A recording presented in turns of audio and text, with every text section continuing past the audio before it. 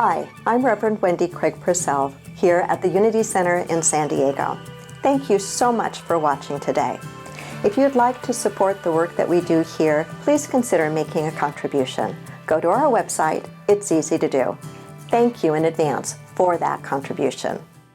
The series that we've been exploring together, the idea of spiritual practices that can lead us to spiritual maturity and eventually to spiritual mastery, will I think certainly help us be able to move through all the different kinds of circumstances that we experience in life and living. And today I want to talk to you about the topic of healing.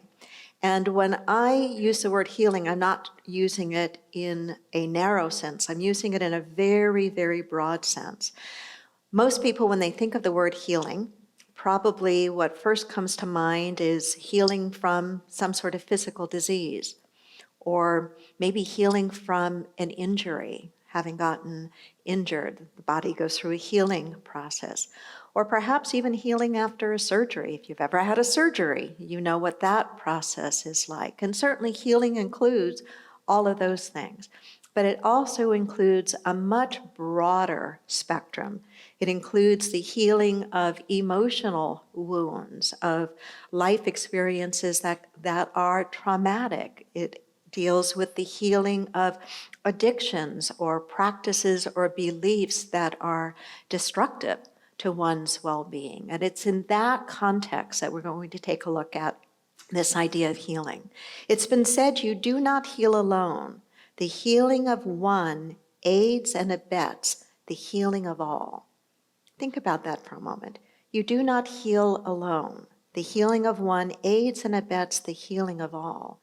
You know, when you heal from a surgery, you have those around you that are helping you in that process, right? Whether it is the wisdom of the doctors knowing what your aftercare treatment should be, or a partner that's helping you through that.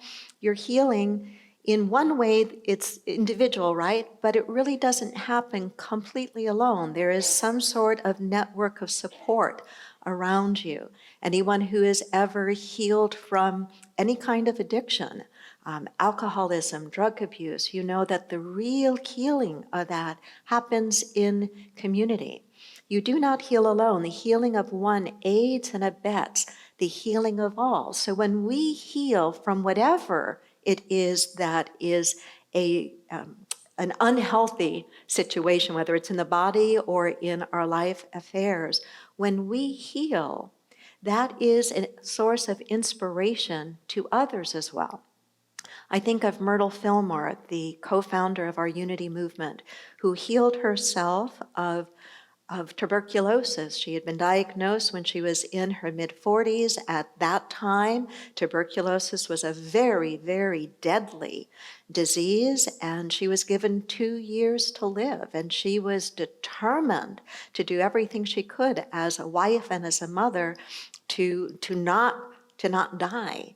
And her healing through affirmative prayer and a whole practice of forgiving herself for holding limiting thoughts about her body and all the deep forgiveness work she did and the affirmative prayer work she did heal herself. And instead of dying in her 40s, she lived to be 86 years old.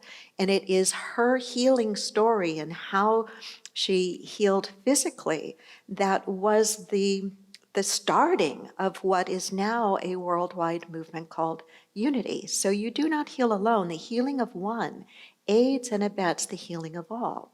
So let's take a look at healing in this broader context. Whenever something is out of balance,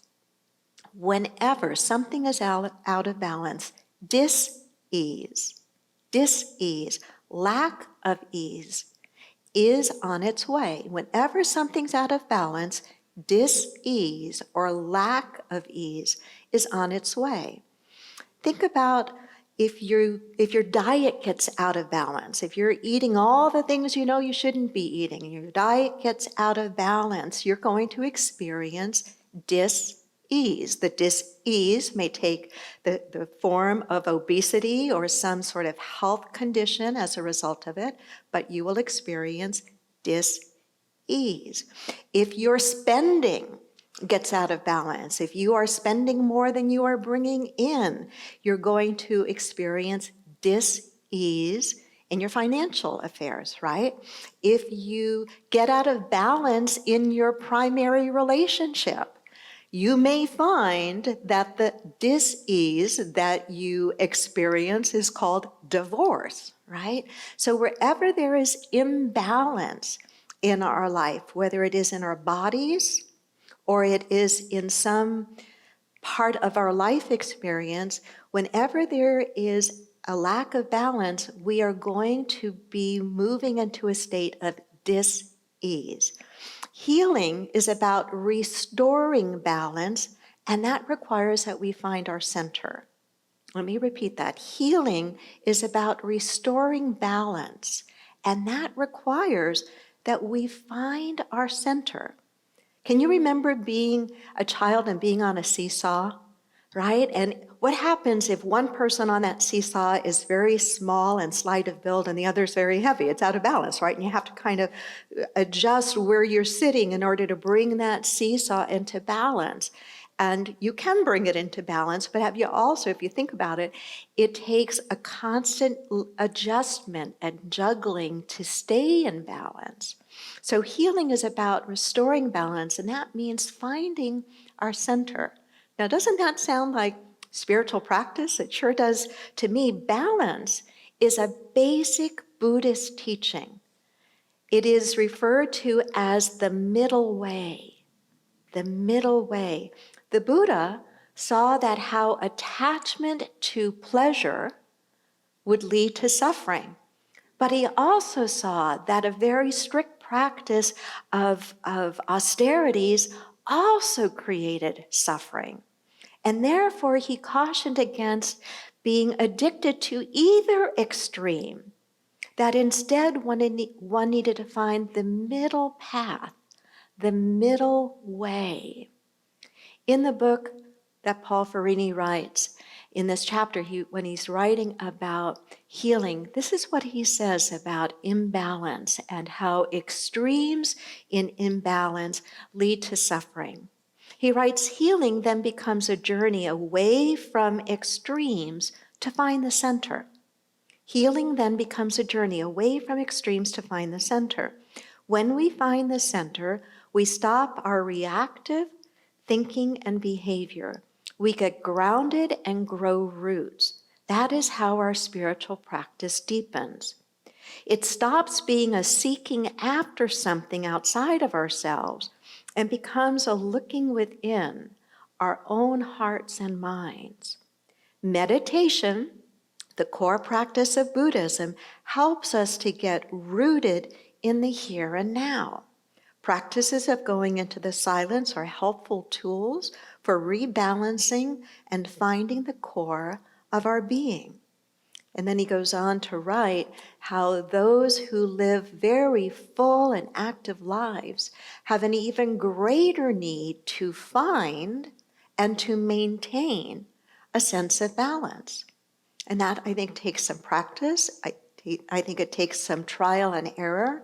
And as I said a moment ago when I was using the example of the seesaw, it requires a fluidity of adjustment because we're trying to seek a state of balance in lives that are forever changing, right? Circumstances change around us, situations change, some of our own to our own choosing and liking, and others not. And so it's not that we find balance once and we never have to adjust again. It's that we have to be sensitive to noticing when we're out of balance. And that leads us to this next point. Sometimes we catch being off balance right away, but oftentimes we don't until we get a wake-up call. So sometimes we catch ourselves being off balance right away, but most of us are so busy in the extremities and the outer part of our lives that oftentimes we don't notice that we're off balance until we get a wake-up call. And what we have to do is remind ourselves that even when we get that wake-up call, we're really doing the best that we can, given what we know in that moment, in that set of circumstances. But even doing the best we can, and even being aware and awake spiritually and knowing what the practices are, we can all get off track occasionally. I still get off track, and I've been in this teaching and in this work for a very long time now. And then we get a wake-up call. We get a wake-up call. Something starts to not work well and is out of balance. There is dis-ease in our life. It may show up in our bodies. It may show up in our relationships. It may show up in our finances. But it will show up whenever we are out of balance. Dis-ease is going to show up. And our first reaction often when we get that wake-up call is, why me? Why me? And we can go to a place of feeling like we're being punished, and yet in a way the wake-up call isn't really a punishment. It's a natural consequence of being out of balance. A natural consequence of being out of balance is not God or something judging us.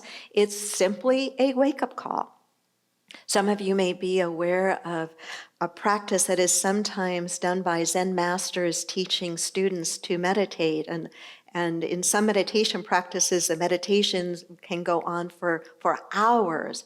And it's not unusual in some teaching environments for the Zen master to quietly walk the room as his students are meditating and gently whack them on the head if he notices that they're nodding off to sleep. And that whack on the head isn't really a punishment. It's not anything more than, it's not even personal, because it's done to anyone that the Zen master notices as nodding off. It's simply a wake-up call. And when we get that whack on the side of the head or the cosmic 2x4, what we want to do is stop and ask ourselves in that moment, what was I asleep to? What was I asleep to? That's a really good question to keep in your spiritual toolbox. Whenever you get a wake-up call in life, in your relationship, in your finances, in your health, hey, what was I asleep to? What have I been asleep to? What have I been ignoring? Farini suggests that we all have a primary wound, and healing it becomes the most important challenge in our life. He says we all have a primary wound, and healing it becomes the most important challenge in our life. Now, I don't know if I agree completely with him that we all have a primary wound. I certainly know many of us have experienced very traumatic and deep wounding in our life experience.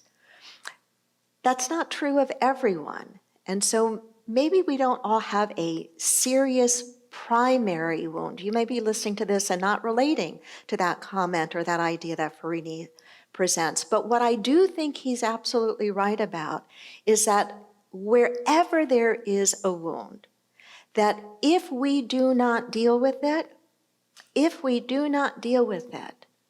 it begins to control our lives. It becomes worse. It festers. We all know what happens with a physical wound. If it is left untended, if it is not cleaned, if it's left unattended, it's going to get an infection, and it's going to be much worse than if we had taken care of it right from the beginning, right? And so the point he makes is a very important point, that when there is something amiss, when there is a wound, when there is an imbalance, if we ignore it, it's going to get worse. It's not just going to go away. I know, in fact, my husband and I have had this conversation off and on over the years, how things can sometimes change from generation to generation. And we've talked about how in his growing up with his family, that it was considered polite and good manners to just sweep things under the carpet.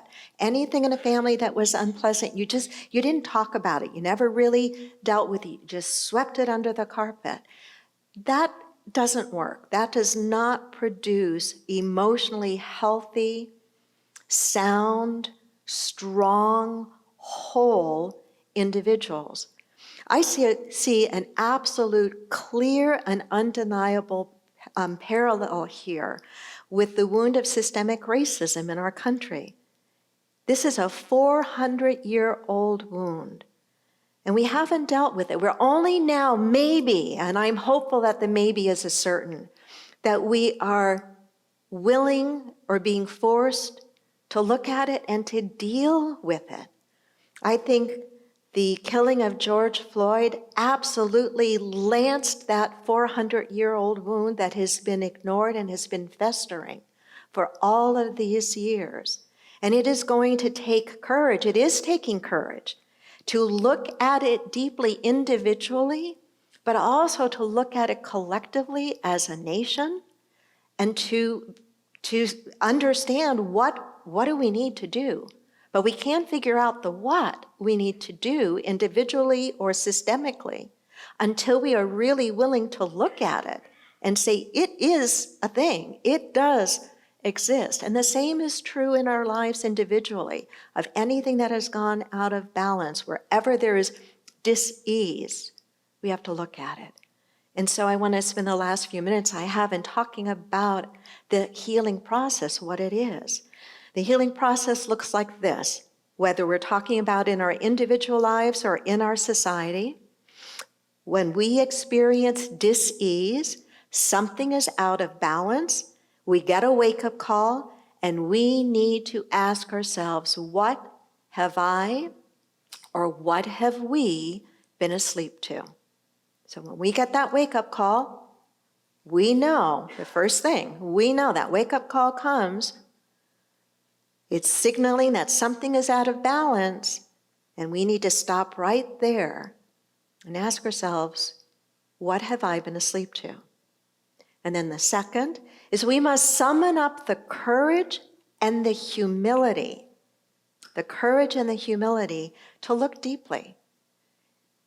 It's like the fourth step in Alcoholics Anonymous, right? To look deeply, to take a moral, fierce inventory, to look deeply. How have I been contributing to this? Through overtly or covertly? What is it that I've been doing? And that's the third. It requires recognizing that our actions contributed to the place that we find ourselves in. Our actions contributed to the place that we find ourselves in. Where we are is a natural result of our individual and collective thoughts, feelings, decisions, and actions. It's a natural result. And we have to acknowledge that so that we can change that. In a way, that's what the law of karma is all about. Karma is simply the result or the consequence of an action. Every action has a result. Every action has a consequence. Farini writes about it this way. He says, karmic law ensures that our guilt, our shame will be acknowledged and brought up for healing. So even if we do nothing to crack our shells of denial, life will eventually do it for us, because sooner or later, appropriate responsibility has to be taken. Most of us are happier when we volunteer to take responsibility than when the universe asks us to do so. He goes on to write, you don't get off the wheel of karma by stopping it. You get off the wheel of karma by owning your stuff once and for all. Once and for all. And then the fourth, and we begin the process of bringing ourselves and the system into balance. So we get the wake-up call. We know that there is something out of balance. We ask ourselves, what have I been asleep to? We're willing to take a deep look and try to understand and assess the situation. We're willing to acknowledge that we have responsibility here, that there are some natural consequences. And then we have to step back and begin the process of doing the actual work, bringing the system into balance. And if it is something wrong in our physical bodies, we bring that system into balance. And maybe the balance is we have been too lazy and haven't been exercising. Maybe the imbalance is we know we're eating the wrong things and we need to change that. Maybe the imbalance is in in our relationships, and we know we have some forgiving work to do, or we need to spend some time together, or have deep conversations, or the imbalances in our country. What do we do with that? Where do we bring change? What do we stand for? Where do we vote with our dollars? All of that. But we're willing to identify at least a piece of the work. And even if it seems overwhelming, whether we're talking about lifestyle changes we need to make for ourselves or countrywide changes we're looking at making as a nation, we do the step that's right in front of us. And we keep on doing that until we get there. And the process, and this is the last, the process may require making amends and may require dealing with shame and guilt that comes up. It may require making amends. You know, in the 9th step of AA, it says we make direct amends to such people wherever possible, except when to do so would injure them or harm others. I think of the whole process of truth and reconciliation that happened after the end of apartheid in South Africa. I've said it many times before, and others have as well, that we as a country could learn so much from that. The idea of the victim needs a chance to be heard. The victim, I've sat in a courtroom in an intimate way and have heard victims share their victim impact statement. And I know firsthand how important that can be to be able to say, this is what happened to me, and this is how I felt about what happened to me. And to be able to say that and have it be heard, even if it can't be acknowledged by the one that had perpetrated the action, just to have the sanctity of being able to give voice to what was your experience. I think this is in large part what we're starting to see among our Black brothers and sisters, maybe a greater freedom and courage, or just total frustration of 400 years of this, to be able to say, this is my lived experience, would you please just listen and not argue with me about it? Would you please just let me tell you what my lived experience is, and just take that in for a moment. So this whole process of healing is important and deep spiritual work for us.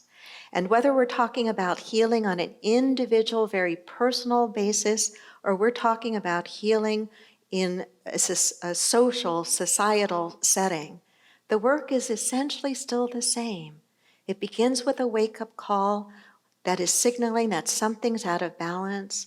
It requires that we are willing to look deeply into that we are willing to make whatever changes we need to make to bring the system back into balance. It may require that we have some cleanup work to do, some amends to make, and that we just do the next step that's right in front of us. And remember, the statement I began with is very true. We do not heal alone. The healing of one aids and abets the healing of all. Farini writes in this chapter, and I love this thought, I want to end with it, that the great work of our time is to provide places for true healing. The great work of our time is to provide places for true healing. When the sexually abused victim can speak and say what happened to her and be heard, healing can start to happen. When a Black brother or sister, a person of color, a community of color can stand up and say, this is what my lived experience has been, and be heard, that's the beginning of healing happening. If you're part of the Unity Center community, you've experienced some of that already, because in Unity, and particularly in our community, we take very much to heart being a safe place where healing can happen, where people can speak their hurt in the sanctity and sacredness of a loving trust and respect. Namaste.